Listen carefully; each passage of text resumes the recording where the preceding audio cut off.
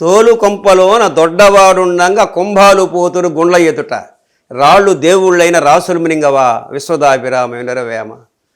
తిత్తిలోని శివుని తిరముగా తెలియక తిక్కబట్టి నరుడు తిరుగుచుండు. ఆ తిక్క దీర్ప గురుడొక్కడే దిక్కయ్య విశ్వదాభిరామ వినరవేమ అన్నాడా. గురువు అంటే ఏమిటంటే మనం మొట్టమొదట దక్షిణామూర్తి దగ్గర పోవాలి.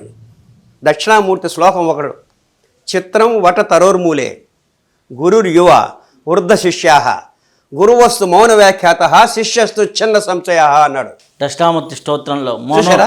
మౌన వ్యాఖ్య ప్రకటిత పరబ్రహ్మతత్వం. చూసారా? అది ఒక మర్రి చెట్టు, చిన్న కుర్రోడు ఆడపోయి మర్రి చెట్టు కింద ఉండే బండరాయి పైన కూర్చున్నాడు. పైన వృద్ధులు తల పండిన వాళ్ళంతా ముసలోళ్ళంతా కింద కూర్చున్నారు. గురువు బాలకుడు, యువకుడు, వీళ్ళంతా అనుభవస్తులు, పెద్దలు, తల పండిన వాళ్ళు, వీళ్ళంతా కింద కూర్చున్నారు. గురువు అనేవాడు చెప్తున్నాడా అంటే చెప్పడంలే, మౌనంగా ఉన్నాడు. శిష్యులు అనేవాళ్ళు అడుగుతున్నారా, అడగల, మౌనంగా ఉన్నారు. కానీ అక్కడ జరుగుతూ ఉండే ప్రక్రియ వీళ్ళు అడుగుతూ ఉన్నారు, ఆయన చెప్తూ ఉన్నాడు. ఇది అంతర్లీనం, ఇది బాహ్యం. మనకు పైన కనబడేదేమో బాహ్యము, లోపల జరుగుతుండేది ఆంతరంగికం. ఈ ఆంతరంగికము బాహ్యం రెండు కలిస్తే తప్ప బల్బు వెలగదు. పాజిటివ్ నెగిటివ్ రెండు కలిస్తేనే బల్బు వెలగుతుంది.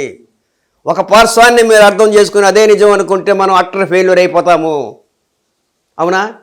కాబట్టి ఇక్కడ ఆయన నోరు తెరవకుండా ఎట్లా చెప్పాడు, వీళ్ళు నోరు తెరిచి అడగకుండానే వీళ్ళు ఎట్లా అర్థం చేసుకున్నారు అనేది మనకు అర్థం కావాలా.